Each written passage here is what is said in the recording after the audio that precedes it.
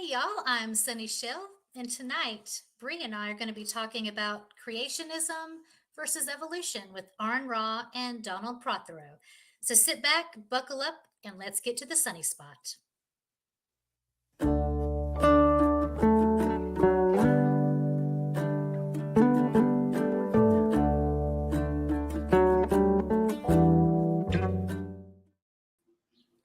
Hey everyone, hey Bree. Hello, I'm so excited about this show. Did you know that Donald worked on some of the documentaries that flavored my childhood and my passion for paleo art? So I'm so excited about this. He's Yay! also written books on cryptozoology, which is a subject which I just love, and I'm just stoked to be able to talk to him. And he debated some of the people that you got. I only hear legends about, so I cannot wait to dig into this. Oh, that's fantastic. We are so honored to have you here, Don. And we also want to welcome our wonderful friend, Aron Ra. Thank you for coming back on, Aron. My pleasure. How you do, Don? Hello, good to see you. So And we I really also want do to comment appreciate that you being on. Bree has been helping me with the project I've been working on for the Arachnomorph series. About to finish that one up, and that's been fun to do. So thanks for your help there, Bree. It's been fun. This has been a great project from start to finish. Thanks for including me. And I'm to understand that this is not your first time meeting Don, is it? No. We've caroused a couple of times. Yeah. Yeah, we go to some of the same meetings, and I gave a talk in Dallas in 2015 where a lot of Texans were there. So, Yeah. Oh, fantastic. Well, Aron, do you have any great things that you want to say about Don? Maybe something that we may not know about him that you know? Oh no, I don't know any background trash. Nothing Okay. like that. Well, thank you so much for coming on. We really do appreciate it. To start off, we have kind of an opening question for you. We want to talk about the areas of paleontology that you specialize in and a little bit about your favorite species evolutions. okay, you want me to go first here? Yeah. All right.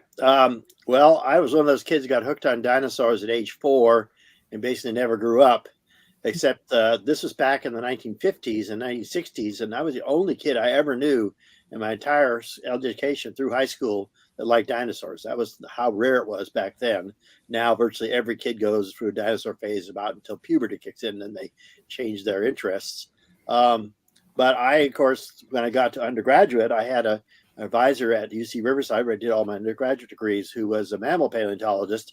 And as I became familiar with what there is to do in paleontology and where the opportunities are, it was clear that dinosaurs were not the way to go back then, because nothing was happening in dinosaurs.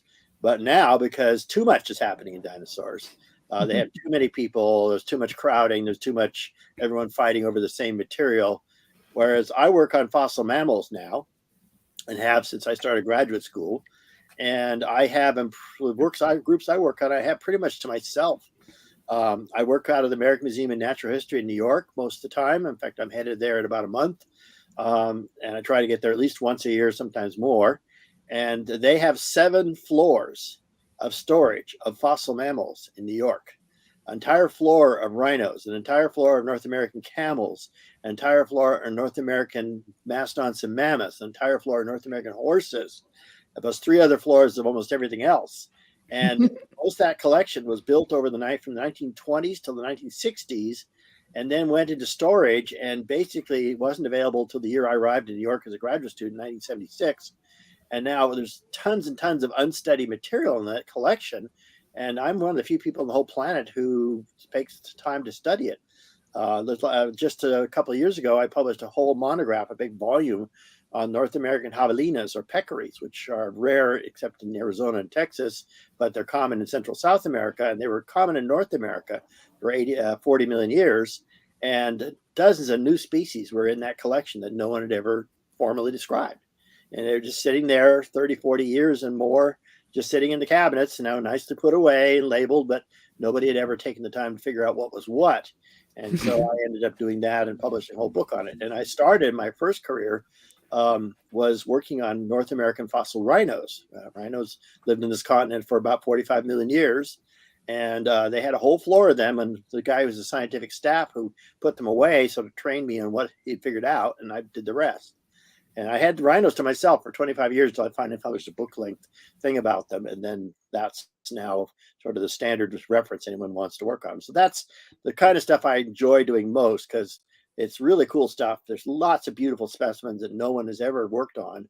And I have no competition. It's really nice. It's no crowding, no backstabbing. So. Now, you mentioned a peccary species. Now, that brings to mind one of the younger creationists' favorite argument, the old peccary tooth that we call Nebraska Man. Is that something you've actually, have you ever actually been able to see that in any of these collections? Yeah, I've touched the actual specimen. It's sitting in the cabinet there like everything else. It's just a little tiny little tooth about the size of your pinky fingernail. Okay, it's really small. And under normal circumstances, it would never have been paid attention to. I mean, if I found a tooth like that today in those collections we have now, I would say, okay, throw it in an unsorted teeth collection. We're not going to waste any time on it. But at the time it was found in 1911, it was, sort of looked sort of human-like. And unfortunately, the guy who is the chief paleontologist there at the American Museum in New York, Henry Fairfield Osborn, was convinced it was a hominoid, a human relative. And that would be very strange for something out of Nebraska, which we now know these beds are about 8 million years old. And they, at the time, not found hardly any peccaries yet. So they didn't really know what to look at. But the actual tooth has no crown pattern left on it all. It's completely worn down. And it's also oddly shaped because it's rotated in its socket. So it's a very strange tooth. The wear patterns, sort of look primate-like, but there's no cusps left on it or anything like that. And so, unfortunately, Osborn was notorious for being incompetent. He was rich and powerful, but not with very much talent. And that, unfortunately, is also common in my field. A very common the case that rich and powerful men will do whatever they want, and they can't be stopped. They'll publish garbage, and nobody has the power to stop them, especially a century ago. Osborn just a good example of it. Anyway, so he makes a big fuss about this when he decides it's a primate from we now know the late Miocene. He's called the Pliocene at the time. And that was the start of it. Well, within a couple of years, they started finding peccary teeth in the same beds and realized that's what it was. And so about 5 years after he first made a big fuss about Hesperopithecus harold-cooki was the official scientific name for it. Other people like William King Gregory, who was a much more competent anatomist, recognized, nope, it's just a peccary. And so quietly retracted. Now, the creationists, of course, will jump on this because it sounds like scientists are all incompetent. No, it's just one in particular. And scientists make mistakes, but the point is science corrects its mistakes. It was corrected by Osborn's own colleagues. Osborn himself never felt comfortable retracting it, but his colleagues eventually published retractions. And they did it because they learned more. They got more specimens so they could tell what peccary teeth looked like in that area. And they got it fixed, and it's all, it's passed. And then on top of that off, of course, creationists don't know any biology, so they think it's a pig, which is what they call it. And that, of course, gets a great laugh line out of their audiences. It's not a pig. Pigs live in the old world. They're from Eurasia and Africa only. They've never been native to the Americas. Only peccaries are native to the Americas, and they're unrelated, okay? Peccaries are not pigs. They haven't had a common ancestor in 45 million years. So they're a very separate family. They did the same job that pigs do in this continent, but only superficially. They don't look at all like pigs if you look at them close enough.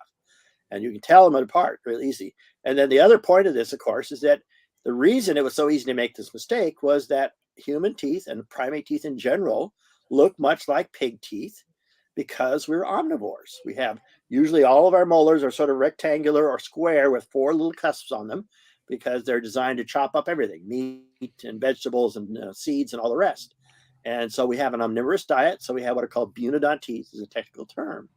And that is common. So when I talk about this, I put up a slide of a gorilla jaw and a peccary jaw and say, okay, which one's a primate and which one's a peccary? And unless you know how to look, you can't tell them apart. So it's a very easy mistake to make. I want to talk about this too. I mean, just in defense of Henry Fairfield Osborn. Go ahead.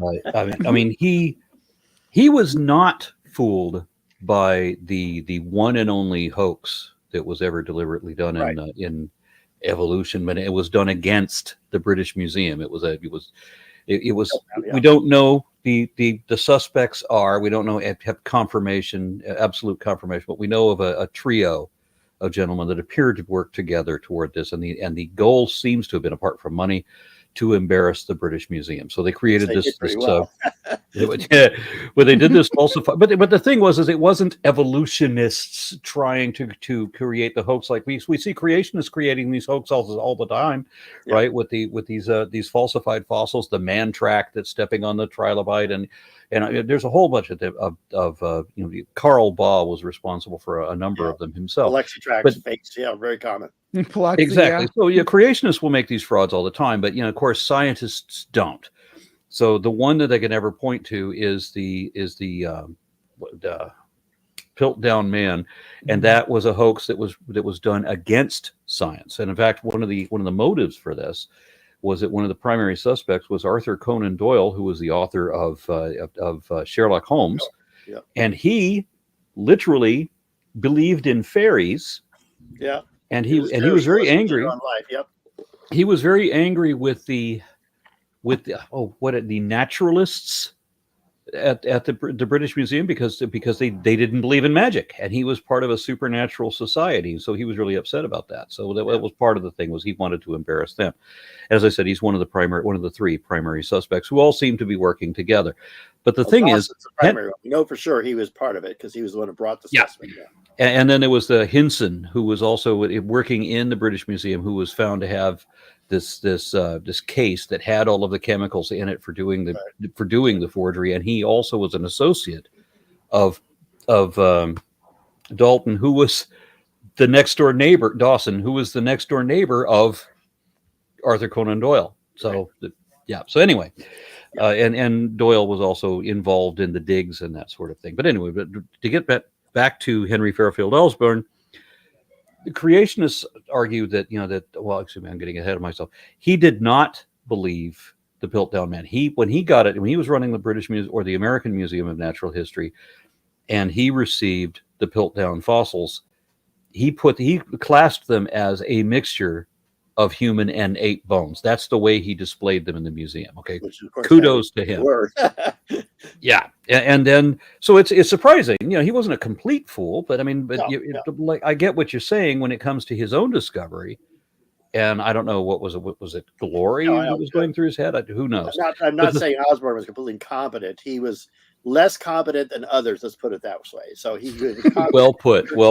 So the thing is, actually, a lot of his subordinates were better at certain things than he was, and of course, he resented that because he's rich and powerful and had the department under his thumb. So it's complicated. So a lot of the resentment I think that they get is that people made paleo art about that, right? About the but don't get ahead of me yet, because I gotta finish this. I'm getting you to paleo art. We're gonna fight, Aaron. So we will. But so Henry Fairfield Osborn comes up with this thing, and the creationists say that because some artist in the London Times or whatever it was, which is like the 19th century's version of the Weekly World News, right? The Inquirer, something like that. So it's a tabloid rag. They do this depiction. Okay, and the creationists say this is the claim that the Nebraska Man fooled the entire worldwide scientific community, except that no one, not one scientist ever, Henry Fairfield Osborn himself alone, proposed this thing, and everybody said no. Everybody that ever examined it. Let's put it that way, because there's too little to go on. Yeah, they said we need more evidence, and so they put him to task for 5 years until he finally fessed up. And as Donald just said, he didn't go willingly into that. No, he trusted one of his friends to post the retraction for him, and I get that. Shame, I get that. Yeah. Okay, what were you going to say about paleo art? We can finish on that thread if you want. Oh yeah, I was just that the way that we do reconstructions, there's gonna be a gradient of artists there, and it depends on where it's commissioned and things like that. When it's commissioned by a pop science magazine, right. You don't put you're not supposed to. Yeah, it's a gray area, right? Most of what paleo artists do does not have any direct direct connection to the bones, especially if they're really incomplete, like a single tooth. But it's not to say that if I have a single tooth of certain things, I can't tell you a lot of what that animal looks like because everything else goes with it. So it's not completely a case where it's just all made up out of thin air, right? Paleontologists have a lot of grounds for a partial jaw. If it looks like something we already have a skeleton of, we can then reconstruct it. So it's not completely there, but there's a lot about paleo art is indeed not technically science. It's art, right? And so they have to make judgments about color and skin or hair or feathers and posture. And there's been fads and trends in paleo art over the last century and a half where they go from animals that look like they're skeletons almost with shrink wrap skin on them, which is a style you saw a few artists, to animals that are puff wrapped, so they look like giant balloon animals. There's no way to know for sure which is right, except for a handful of Ice Age specimens, which are known from actual mummies. We have woolly mammoths and we have woolly rhinos that are known from true mummies, so that we know exactly what their body looks like. The rest is partly art and partly science, sometimes more art, sometimes more science. And, that's it. A paleontologist doesn't require reconstructions to understand what they're looking at. We look directly at the bones and teeth. And I don't usually put reconstructions in a lot of my stuff. I put the actual skeletons in. That is, to me, sufficient to see what the animal looks like, although a lot of people can't visualize whole animal from a skeleton. I noticed that people were asking whether Donald Prothero could create a fake fossil these days and actually convince somebody. There's a lot you could get away with in 1912. Right. That that you couldn't get away with in 1960. Well, no, there's a lot of things that are called pseudo fossils. They're objects that look vaguely like they might be biological or fossils. And mostly in this case, it's amateurs who find something they think looks like a fossil to them, but an experienced paleontologist can tell right away it's not. And I get this all the time. People sending me pictures of this and pictures of that. What you usually are, they would call concretions. They're this pieces of sand or whatever that have cemented together in a shape. And that looks convincing to people who only look at that thing as a soft tissue preservation, but it's just a very convincing concretion. First thing a paleontologist looks for is close up to see if it has the detailed internal structure. If it's bone, it's going to have spongy stuff inside. So you look at a broken surface to see if it really does have bony texture inside. That's where I look for. If someone's claiming something's a bone, it's not the shape that tells me that. It's the internal texture. And this is something you learn as a paleontologist. And we've all been fools, right? You pick up something in the field, you think it might be, you're not sure. And then someone else shows you evidence that, in fact, it isn't a fossil. And there's also famous stories about people being, pranked by fakes that are just in good spirits, not intended to be confuse the paleontological community. My most famous example was the guy who collected most of those specimens that are in those 7 floors in New York. Is a guy named Morris Skinner, who worked for the Charles Frick lab most of his life from the 1920s until Frick died in 1965, and then Skinner kept on working afterwards. Skinner worked out of this ranch in Ainsworth, Nebraska. I've been there many times, where he would go out in the field during the summer and, of course, winter in his ranch. He had a giant barn in his yard where he kept all the fossils before they were shipped back to New York for Frick. And in there, in addition to that, he had this one thing. He loved to stump every paleontologist who came to visit him.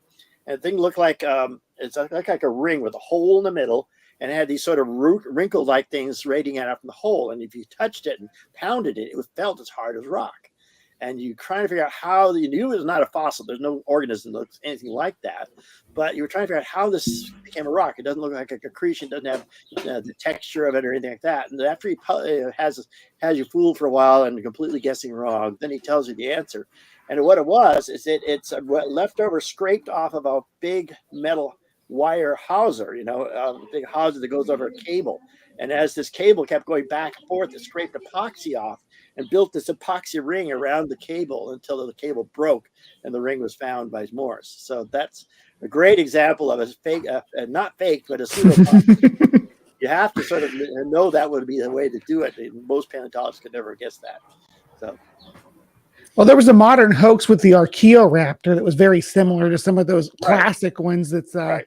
Well, what they did there, I mean, it was based on real fossils. So in that sense, it was real specimens, but it was two different real specimens that were then put together in the same block and convincingly sort of melded together. So anyone who doesn't know what these things are really supposed to look like could be convinced that they were all from the same animal. And that was what the Chinese farmer who did it eventually did. He was basically, what they do out there is they enhance the market value of their property, right? Which means they'll fake parts of it in order to make it a more valuable sale. Then once it actually reached people who are real paleontologists, there was just a couple of paleo artists who bought it first and believed it was real. Once it went to a real paleontologist like Phil Curry, who was at the Tyrrell Museum at the time, now retired, he knew right away that it wasn't real. He knew that it was the two different animals that had slapped together because he knew what to look for. So it rarely actually fools real paleontologists, but it can fool people who think they're paleontologists. Yeah, there's an interesting story with the background on the Archaeoraptor, because it was, as Donald said, it was two real fossils, and I have just a tiny bit of involvement in this. I mean, Stephen Circus, the one who went and bought that fossil illegally. Circus family. Yes.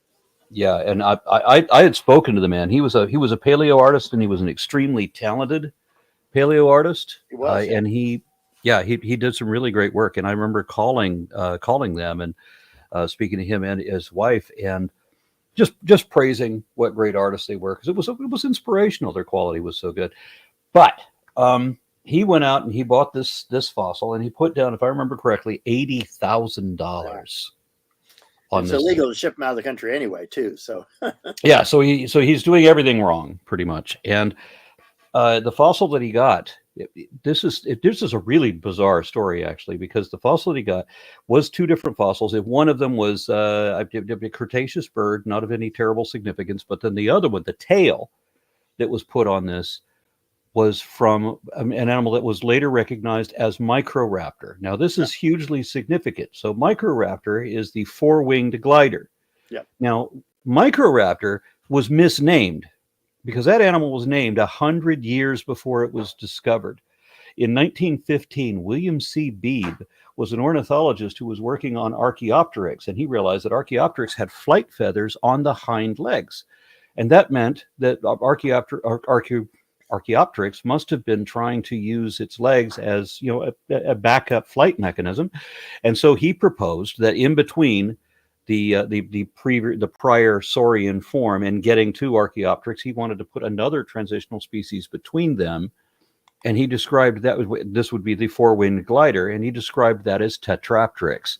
That's exactly what Microraptor is, predicted 100 years before it was discovered. So it was given a crappy name. It wasn't given the name it deserved. But then it gets even weirder, because Circus would have objected to that. I went to go visit his museum. I called him as we were going in. I said, I'm coming through town. I'm going to come by your museum. It'd be great to meet you, get a picture and everything. And he refused. And I was a little alarmed that he refused. And he left. So I show up. He's not there. He doesn't want to be there when I'm there. Now, how weird is that, right? Yeah. So I'm touring his museum, and I'm admiring his artwork, and I finally figure out what the problem is. He had a cladogram on one wall of his museum that was effectively upside down, because he was a member of BAND, BAND, meaning birds are not dinosaurs. So that in the 1980s, there was a handful of people, and I'm not going to name them here, but there was a handful of people who made a pact that they were going to deny any and all evidence that birds were descended from dinosaurs. They're just it's like a religious conviction. It was like a covenant. Yep. Yeah, and so they're just going to reject any and all evidence. So, was Alan Fiducia part of that? Yes, indeed. Last surviving major. I'm sorry, I didn't mean to call him out, but he still waves dead. the flag proudly. Yeah, so and Reuben, I think it was Reuben was the other guy. There's and the late every single article ever from like the 1990s on, every single article that ever proposed that dinosaurs did not evolve from dinosaurs would have Reuben's or Fiducia's name on it. Everyone, or both. Every one of them. They're the only ones completely on their own. And so I see this. And so Stephen Circus has accidentally, illegally stupidly $80,000 stupidly bought this fossil, and he didn't realize it's not the composite that's valuable, right? He wanted the bird thing with the tail on it. He wanted it to go the other way. But no, if he had the original piece of what it actually was, but he would reject that because it was opposite of what he wanted to believe. He wanted to believe that dinosaurs evolved from birds. The fuck kind of stupidity? What kind of idiocy is that? Yeah, that's a sad story in lots of ways. And then the sort of the twist, and to finish the story, is that, as I said, when scientists realized what it was, they clearly saw that it had been put together as a composite of two different animals. But meanwhile, because Circus had good connections with National Geographic jumped the gun and published this thing before it had been in a peer-reviewed scientific journal. And that's unknown. And that's I gotta add. a wave up. Yeah, sorry about that. I got to add one more thing. Circus had spent. Remember this. He spent $80,000. He lives in southern Utah. Who has that kind of money, right? He paid a house value for this fossil, and he gets a scientist to look at it, and the scientist says, "I think it's a fake." We got another scientist to look at it, said, this is two different fossils glued together. And so we got another scientist to look at the same thing. It was like a half a dozen people looked at this. Every single scientist that looked at it said, this is a fraud, this is a forgery, this is a fake. But he blew $80,000 on this thing. Yeah, so you want to talk about the sunk cost, right? Yeah. So he's not going to accept that. So what do the creationists say? Again, that Archaeoraptor fooled the entire worldwide scientific. No, it fooled a paleo artist. Who's not an anatomist. Yep. And he actually had something cool there with Microraptor and didn't even. No, we're not going to. But he wouldn't know it because of his. And I don't mean the guy died shortly after that. I don't mean to speak ill of the dead, but I mean, damn. He was a good paleo artist. I gave him that. Yeah, but you don't confuse the two, right? He was never formally trained in vertebrate paleontology to the level that he could actually tell bones apart or tell difficult specimens apart. That's a very different skill than being a great artist. Yeah. Now, I know Sunny has a whole bunch of questions that she wanted to get through. Yeah, we've been hogging it all here. Let Sunny take it. No, you guys are, I am absolutely enjoying this. I'm like a total geek who's just sitting here absorbing it all. Go ahead, Bree. What were you going to say? So I was going to say, can I get your commentary on Elasmotherium before the update with the horn? Can I get your thoughts on that before we move forward? I think Aron has some thoughts on it too. Yeah. Since I work on rhinos, I'll take the first spot here. Elasmotherium is known from a number of good skulls, and all the good skulls have this enormous raised boss. Look like a big cylindrical knob on their foreheads. And so it's always presumed that this thing had a big horn on there, because rhino horns, of course, are not made of bone. They're made out of hairs that are glued together. And so we never see rhino horns fossilized, except for rare instances of woolly rhino mummies. So we have to sort of infer the size of the horn from that boss. And so it was probably pretty big, because the body of the Elasmotherium is elephant-sized. But how long it is so far we have no direct evidence, that's as far as I know, unless they've actually found one preserved. But it would have been huge. And then they had no horn in their nose, right? But rhinos have very different combinations. Most rhinos have no horns at all. That's something that came really late in rhino evolution. Some have paired horns in the nose. Some have, like the black rhino, white rhino, have a tandem horn, one behind the other. Most of the other three living rhinos have just a tiny little horn on their nose. But every combination you imagine, they've tried it out one time or another. It doesn't matter the size of the horn; it's how you use it. Yeah, well, the males and females both have them, so it's not a sexual dimorphic feature. Well, that goes really nicely into the next question, which is, could you tell us about the evolutionary history of rhinos and camels? Well, thank you. That's actually what I work on. I'm happy to talk about that. So, as I said, I've worked on rhinos since about 1978, when I first started working on them in New York. And I published a big book on American rhinos in 2005. I'll start with that. And both rhinos and camels, as well as horses, as well as several other groups, are largely North American groups, even though we don't have them alive in North America anymore, and haven't mostly since the late Ice Age. They have a long history in North America. We have thousands and thousands of fossils of all these groups. As I said, a whole floor of rhinos in New York, a whole floor of camels in New York. So I'm just now making a dent on the camel floor. I'm the last person on the planet who knows what's in that collection, basically. But anyway, so rhinos start out with small animals the size of a dachshund, and then they get to animals the size of maybe a Great Dane. None of these early rhinos had horns. That was a very late invention. You wouldn't know them as a rhino until you look close at their anatomy, and especially their teeth. The upper molars have a crest pattern on the upper molars, looks like the Greek letter pi, which is a giveaway for a rhino tooth. Anytime you see one rhino tooth, you know that's what it is.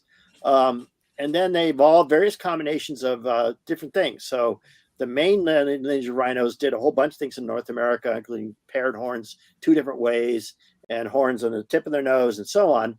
They all vanished in North America about 4 million years ago. For reasons we don't completely understand, but it's probably to the climate change that happened at the end of the Miocene. There's also a side branch of rhinos called hyracoodonts, which are been extinct for a much longer time, that reached gigantic sizes in age. The big animal that is often called Baluchitherium or Drickotherium is now Paraceratherium is the correct senior name. That animal was 20 feet high at the shoulder and weighed more than 5 elephants. So it was really, really huge. And that was a hornless rhino that tried to be a giraffe, basically, living up treetops in Mongolia about 40 million years ago. And then other rhinos tried it several times to look like hippos. In fact, North America, since hippos aren't native here, except for in drug dealers' properties, hippos don't come here naturally. And so we had several instances of rhinos trying to be like hippos, very short-legged, barrel-chested, eating grasses, that kind of thing. And so we have examples of that. Then they vanished here in North America, but of course they were still in the old world, and they have a long history in Eurasia and then also in Africa, where of course they still have 5 species alive today, although they're all on the endangered list. And some, like the Sumatran rhino, maybe only have 70 individuals entirely live population of the entire world. Then camels, even more interesting story. Camels have always been an American group. They evolved here first about 45 million years ago, a little animal that looks like a small deer, except their teeth are very distinctive. You can tell it's a camel right away. And then they get to be really common in the Badlands, South Dakota, where I did my doctoral dissertation. They have a camel that's sort of a gazelle-sized and gazelle-shaped.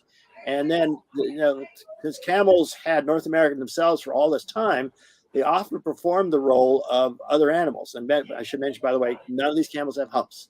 Humps only occur in 2 of the 6 species of camels alive today. The Bactrian and the dromedary in Asia and Africa. The other 4 species, which are in South America, have no humps. And as far as we know, none of the fossil camels have humps. It's hard to know because it doesn't fossilize very well. But anyway, the camel history in North America got very diverse, and there are some camels that did giraffe-like jobs. There's one that's built like a giraffe, which I'm currently working on. My next trip to New York at the end of next month, I'm going to be working on them again. There are others which are gigantic. They're 10 feet tall at the shoulder and weighed bigger than a rhino, and a lot of other things in between. Some are really small and gazelle-like. They have a huge range of shapes and sizes because they were doing the roles that not just antelopes and other things from African savanna did, but even giraffe jobs, because none of those groups had true antelopes or giraffes ever lived in North America naturally. What group is closest related to the giraffes? Which other artiodactyls are the closest? There's a lot of argument about that, but it's pretty well conceded now that pronghorns and giraffes are closest relatives, and then deer and the others are, but camels are not closely related to any of them. I want to jump in for camels are very distant from the rest of the ruminating artiodactyls. I want to jump in for a moment.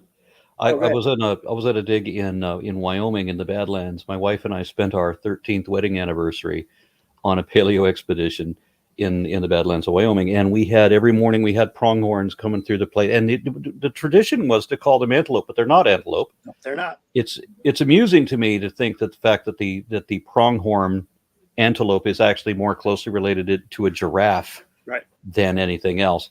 Right. And one of the things that we found, my wife found fossils in this expedition for a horse-like rhino, and she found fossils for a rhino-like horse.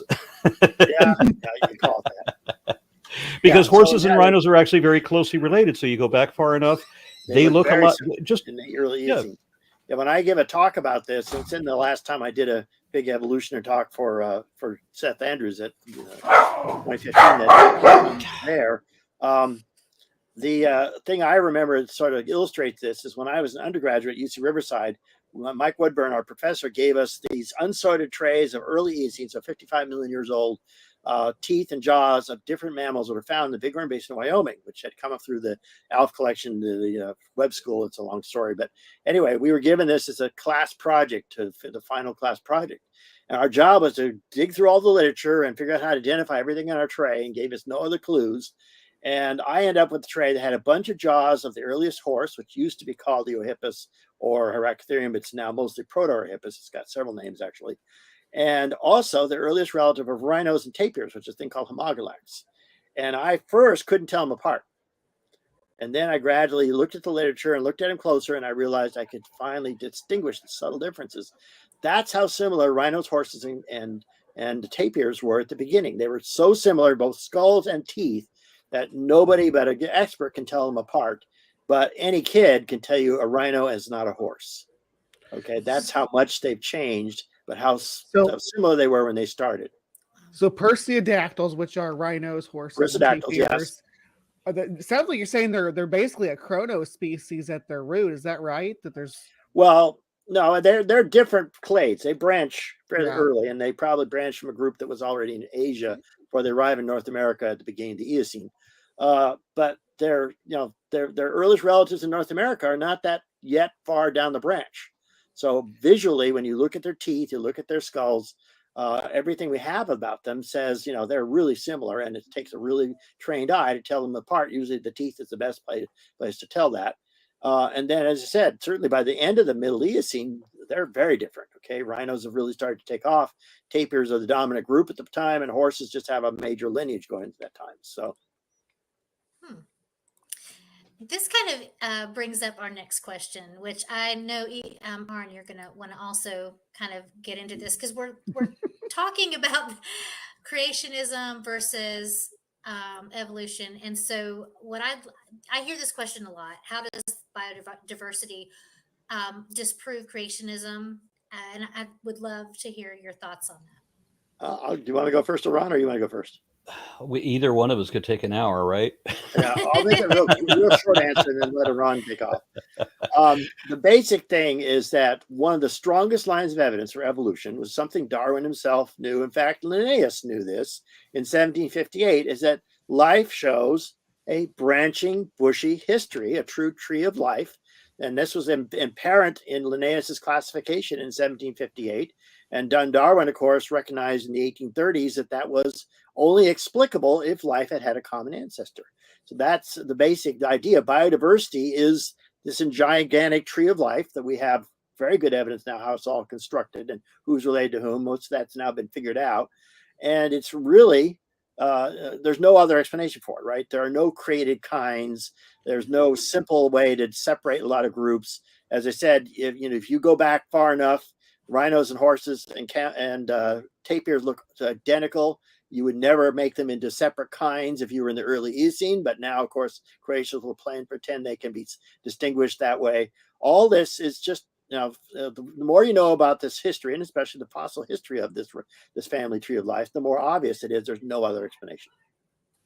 Go ahead, The Aron. series that I'm working on right now with Bree for Arachnomorph, we're talking about the evolution of spiders, and in a previous playlist we did the evolution of snakes, and in both cases, one of the things that I look at is the type of varieties that show up in different continents in different ways. So and then the subgroups in their different regions, whatever.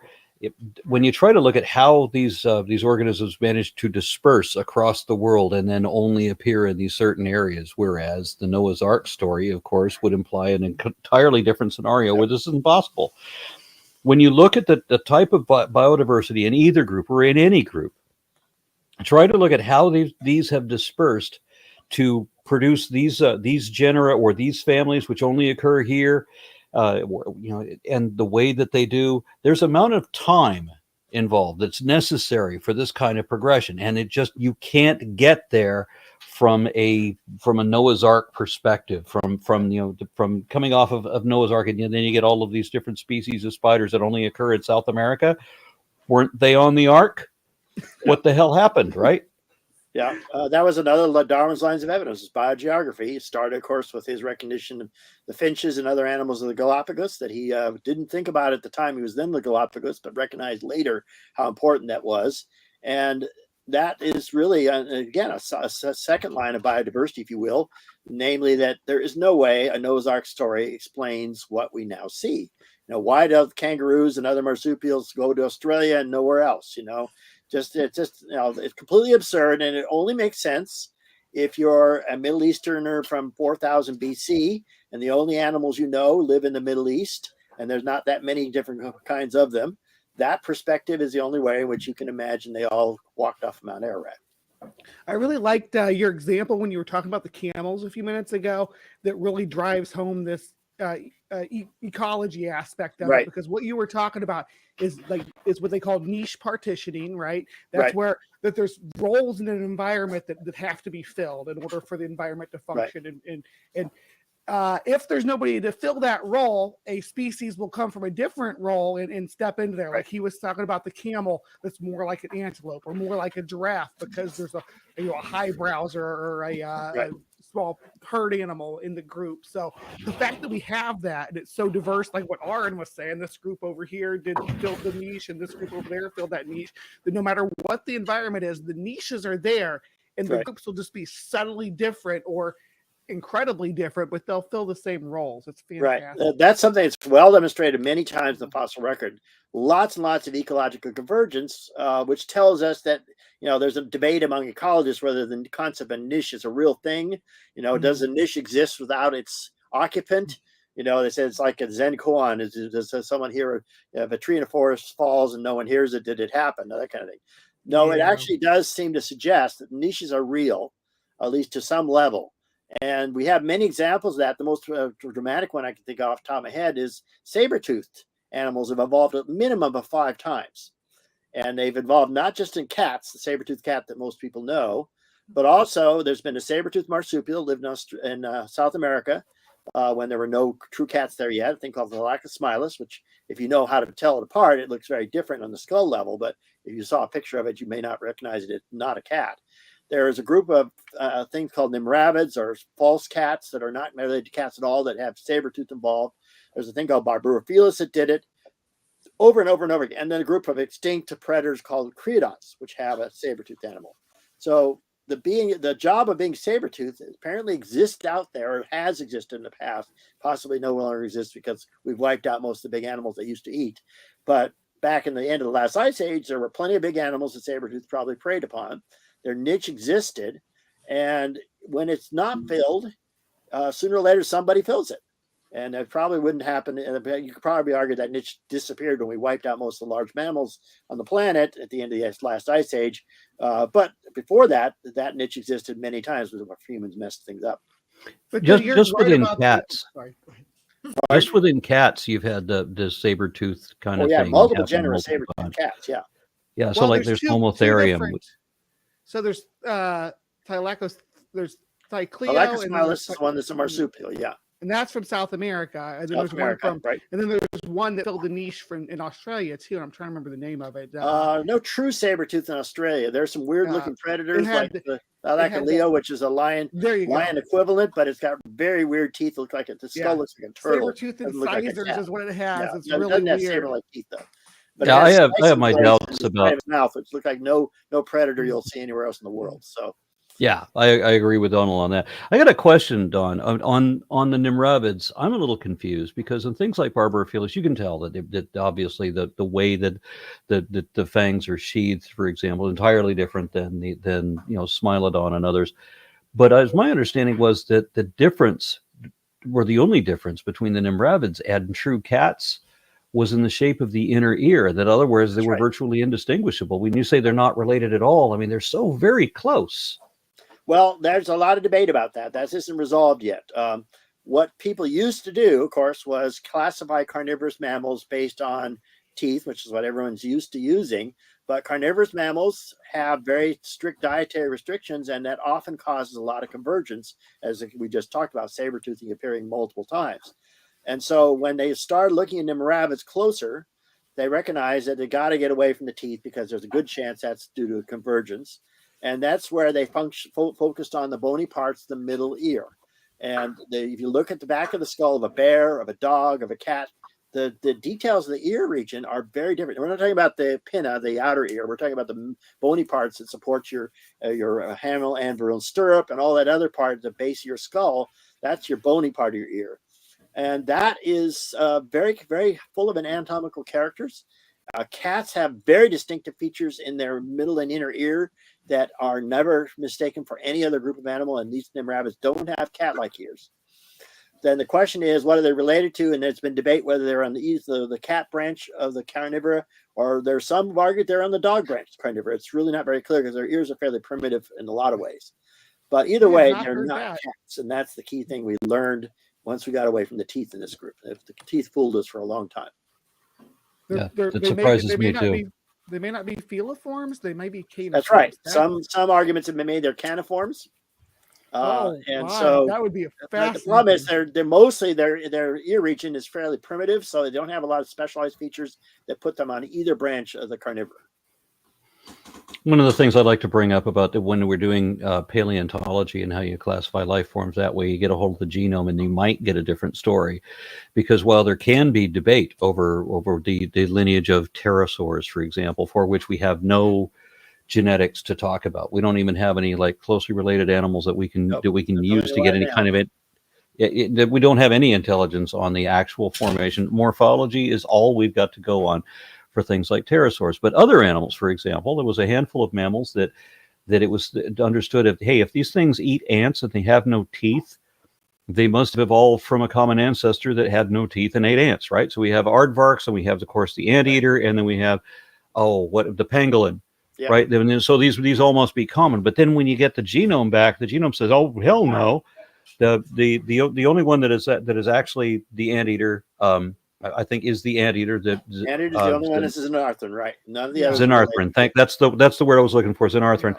And then the aardvark turns out to be more closely related to elephants. And then the real surprise was pangolins, more closely related. Yep. Right. How the fuck is that carnivoran?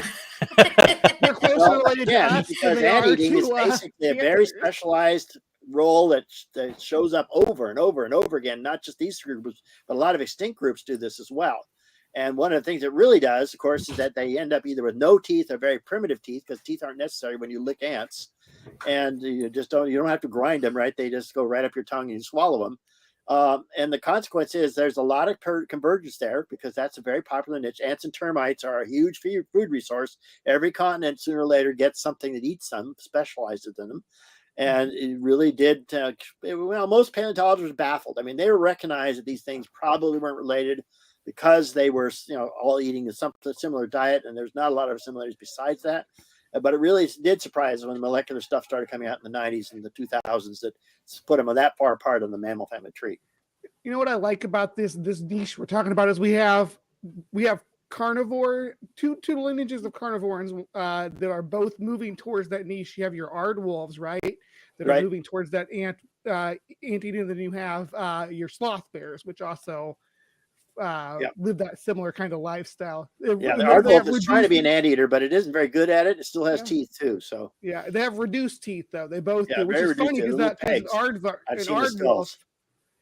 aardwolf is as a hyena, which when you think of teeth, when you think of hyena, very weird hyena. That's right. But it's actually from a group of hyenas that was. Oh, sorry. I'll stop. I didn't mean to cut off. I'm sorry. I was going to mention the running hyenas, which were more like dogs than the modern hyenas. But and North America had a hyena called Chasmoporthetes. It was like a cheetah, very long limbed, very fast running.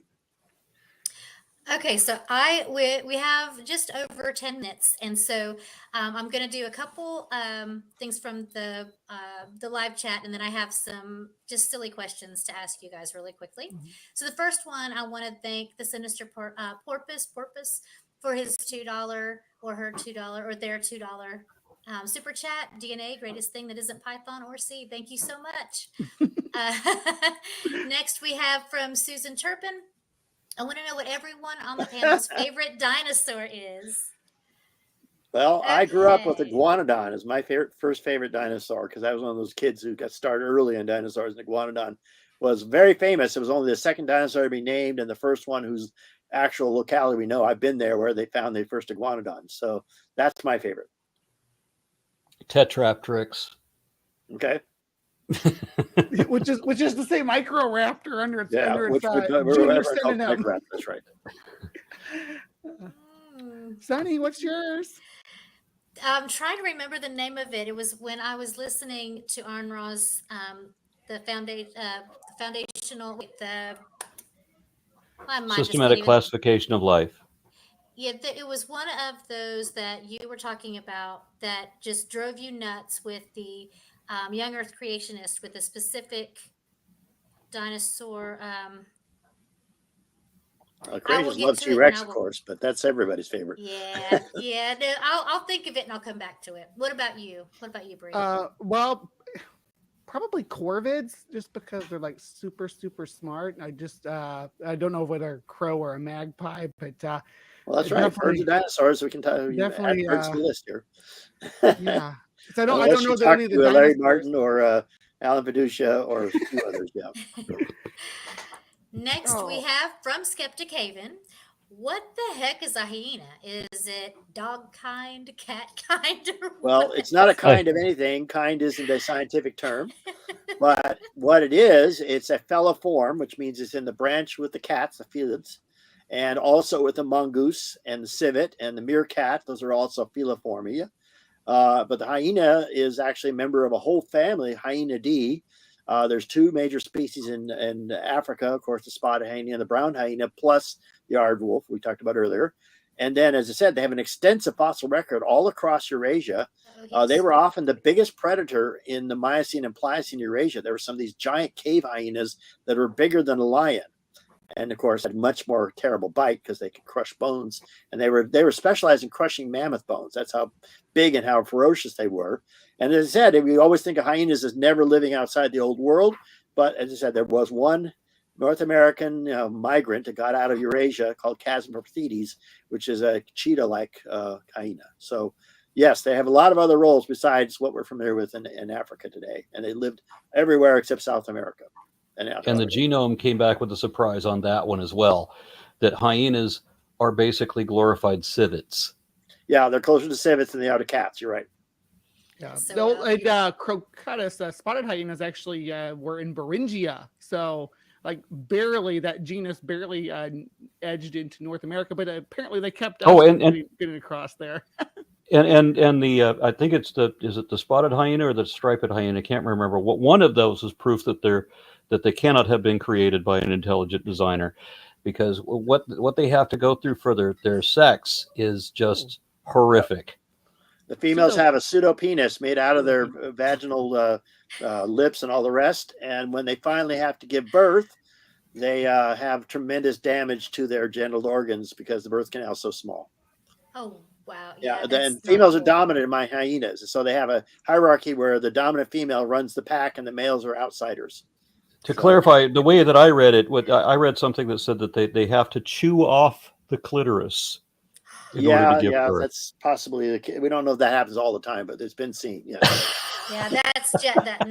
So yeah, if you want some kinky stuff, We are hyenas not are here to kink leading. shame the hyenas, though. They do their hyena stuff. No, everyone has different strokes, right? Hyenas are Oh my different. gosh. Yeah, that's wow. Okay, so now we're going to go through just our about quick- to reinforce an earlier point. The job of hyena has been performed by other animals. North America had a group of dogs called the Borophagenes, which are the bone-crushing dogs that have these enormous crushing teeth that resemble the hyena's teeth, except they're dogs. So they did that job when hyenas had not yet reached North America. And I want to think about that too. Imagine what Epicyon would have been like if you were to encounter it. When we're talking about something that is like the size of an English Mastiff, and it's clearly dog-like, though it wouldn't look like any dog you've ever seen. But the more important thing to think about is here's a dog that has not had 20,000 years worth of human companionship. Here's a dog that has never seen a human, never been descended from a dog. You are food. That's it. You're easy pickings for Epicyon haydeni. Yep. It's almost just think about encountering. The big ones are almost bear-sized. So Just And they were think about planted encountering right? Cujo, and it's just all about killing you. No. And breaking your bones too. It does that as well. So All right, here's what was the other question you just had? some quick little ones that you guys I will appreciate. Is evolution a proven theory, and isn't it just a theory? Okay, this is the classic one we always have to deal with. People Mhm. misunderstand the meaning of the word theory. In the popular lingo, theory is a wild speculation idea like theories of why JFK was assassinated. In science, theory is a very well substantiated idea that has a huge amount of evidence supporting it and takes a huge amount of evidence to overthrow it. So gravity is just a theory, but none of us are floating out of our chairs right now. Okay. The germ theory of disease was vividly demonstrated when COVID hit the world. And yet there are people who don't believe in germs and bacteria or anything else. Those are theories, but we all accept gravity. We all mostly accept the germ theory of disease. Evolution is just as supported as that. Okay. So that is something, it's an old creationist saw that only is basically using the ignorance that science, most Americans have, as a way to mislead them. Yeah, and if I could tap onto that, I'm not worried about nuclear war because I don't believe in atomic theory. Yep. There's There lots you of go. examples of that. So So what is your biggest pet peeve about creationism? for me, as a scientist, I mean, other than the fact they annoy the hell out of me, that's a peeve in a general sense. The way in which they operate, of course, is very dishonest and under the table and slimy. But the biggest part is that science operates by moving forward, by falsifying ideas that don't hold up, by dumping ideas that don't been supported, by not repeating ideas that have been discredited, because no one will take you seriously if you don't learn from your mistakes. Creationists have never learned a new thing in their lives, okay? They're still repeating the garbage arguments like just a theory or second law of thermodynamics or all these things that have been debunked 50, 70 years ago. And they just keep on saying them because they're not scientists, right? They're just trying to argue a point and win audiences. They're doing propaganda, not science. And that's how you do propaganda, by repeating the same lies over and over again and not listening to the fact your lies have been debunked. And so that's why I finally learned, when I finally got tired of dealing with the fact you can never get them to stop saying the same things, because they don't learn new stuff. They aren't scientists, right? Scientists learn new stuff and we modify our ideas when we find they're wrong. They don't.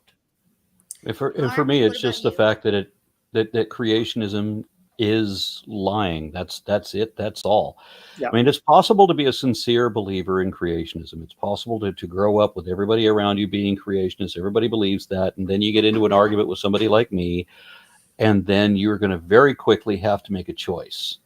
I'm going to present information to you, and you can either accept and explore that information and change your position accordingly, or you can reject that information and start lying to yourself and others. Right. So you come to a crossroads where you have to make a decision. Do you want to remain honest, or do you want to remain creationist, because it is no longer possible to be both? Right. And of course, the reality is we're talking about very deeply held beliefs, and especially in the context of evolution, these people who have been raised creationists believe they're going to hell if they accept evidence that goes against the Bible.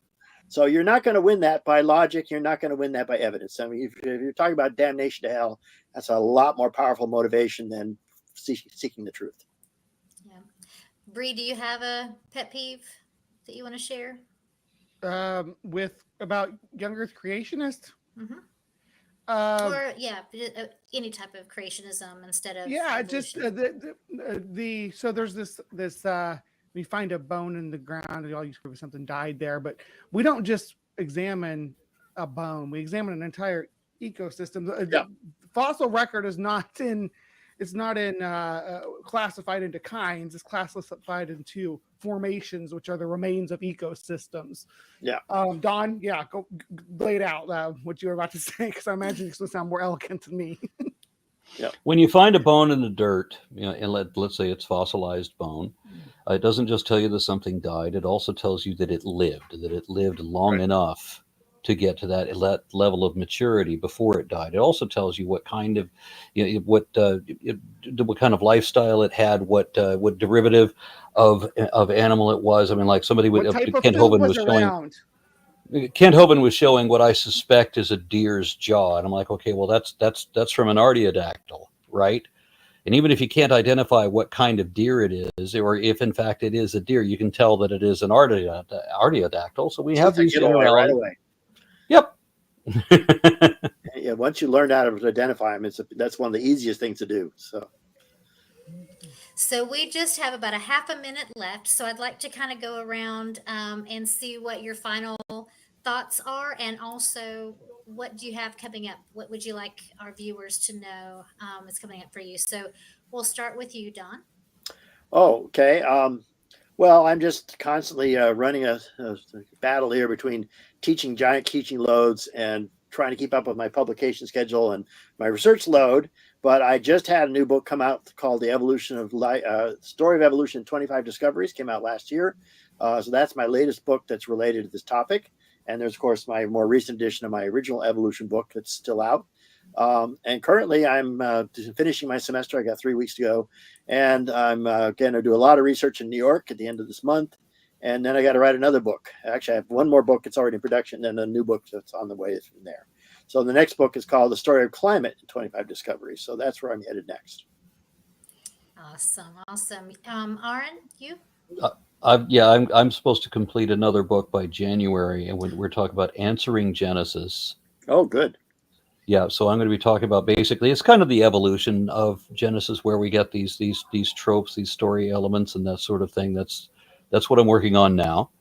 And then once I get, and I'll be able to dive into that once I get out of this schedule. This Saturday, I'm going to be in Fort Worth for DebateCon. Next Saturday, I'm in Boston for SatanCon, and the next Saturday after that, I'm in Calgary for ReasonCon, and then I've got.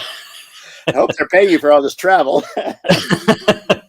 Yeah, travel's expensive. That's keeping me wiped out. Much so now. Yeah, so I mean, I'm hoping to recover from that and get back into serious work. Travel is tiring too. I know that for experience. Yes. Bree, you want to say anything that you're doing, that you're coming up? Yeah, just I have my show on Saturdays, live from the Hive, 9:30 a.m. Central Standard Time. Do some science, look at some cryptozoology, debunk some crazy claims. So if you like that sort of stuff, certainly feel free to stop by. Again, like Aron said, we've also been working on this spider thing, so that's right around the corner. And when Aron gets the time in his busy schedule to squeeze it in, I'm excited to be plugging that too.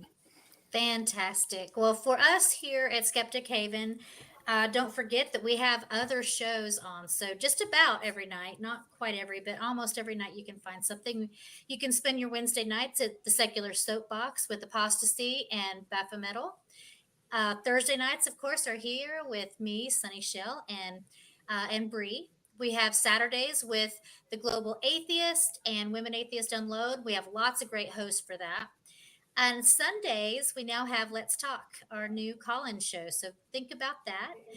And we also would like, if you guys like our content, like, subscribe, hit the bell, all that good stuff. That's free and doesn't cost you a thing. We want you to share this and let others know about us. And Bree, what about our patrons? Do you want to talk about our patrons? Oh goodness, well, if I could see the spanner, I would. But there we go. So I'd say the patrons. We got Eric Ozols, Tara S, Ryan, Deneen Murphy, Dan D, Michael Wiseman, Kathy Cotton, Cindy Plaza, our very own Sunny Shell, Aaron Coalson, and Phil Calderone. Thank you, everybody, for your contribution to help make Skeptic Haven the place it is today, so we can have great guests on like this and continue to bring you some entertainment. Absolutely. This was so much fun. I just sat back and listened. That was really cool. I'm like, wow, this is awesome. I would love to have, of course, we have Aron on, whenever we can. And Don, we'd love to have you back. I'd like to Happy hear. to do it. It's fun. Awesome. I'd like, next time you're on, I want to hear about what's his name? The Gish Gallop. You had a I debate made with Dwayne him. Gish. Yes. 98.3. Yep. I would love to hear about that next time you're on. It's a wild story. Yep. Yes. For the rest of you, remember to always think critically. Have a great night, everyone.